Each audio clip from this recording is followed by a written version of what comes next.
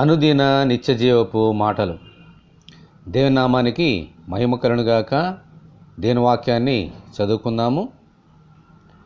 ఈయన తన ద్వారా దేవుని యొద్దకు వచ్చేవారి పక్షమున విజ్ఞాపనము చేయుటకు నిరంతరము జీవించుచున్నాడు గనుక వారిని సంపూర్ణంగా రక్షించుటకు శక్తిమంతుడే అన్నాడు.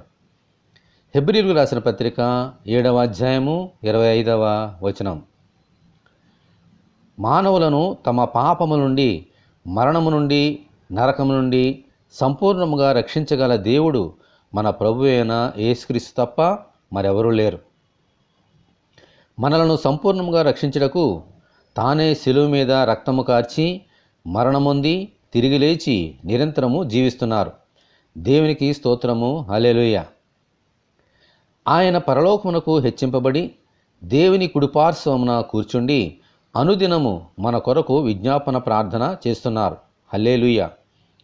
దేవుని దగ్గరకు పరలోక రాజ్యమునకు చేరాలంటే నేనే మార్గమును, సత్యమును, జీవమునే ఉన్నానని ప్రభు చెప్పారు.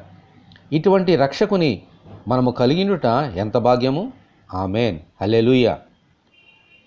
ప్రభువా, మా సంపూర్ణ రక్షణ కొరకు అనుదినము విజ్ఞాపనము చేస్తున్న మీకు వందనములు అని స్తోత్రము చెల్లించుకుంటూ ఈ రక్షణ మార్గములోనే కొనసాగునట్లు దయచేయమని ప్రభువైన యేసుక్రీస్తు ద్వారా మనమందరము దేవుని ప్రార్థన చేసుకుందాము. ప్రభువా, మీకు వందనాలు. ఈ లోకములో మమ్మలను మా పాపముల నుండి ఎవరునూ మమ్మల్ని క్షమించి రక్షించలేరు.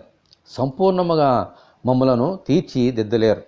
కేవలము మీరు మాత్రమే యేసయ్య ఆ కార్యమును చేయగలరు. ఎందుకంటే ఈ లోకమునకు పాపమును మోసుకొని పోవు గొర్రెపిల్లగా వచ్చి రక్తమును చిందించి మమ్ములను నిష్కలంకమైన నిర్దోషమైన రక్తము చేత కడిగి సంపూర్ణముగా మా పాపం నుండి రక్షించారు.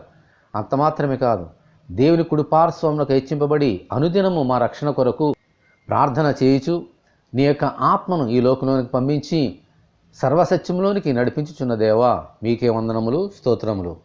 అలాగున అనుదినము మేము ప్రభువా నీ రక్షణలోనే కొనసాగునట్లుగా నీ కృప మాకు అనుగ్రహించమని, ఈ వాక్యం వింటున్న నీ బిడ్డలందరినీ దీవించమని యేసు అతి పరిశుద్ధమైన నామములో ప్రార్థన చేయుచున్నాము తండ్రి.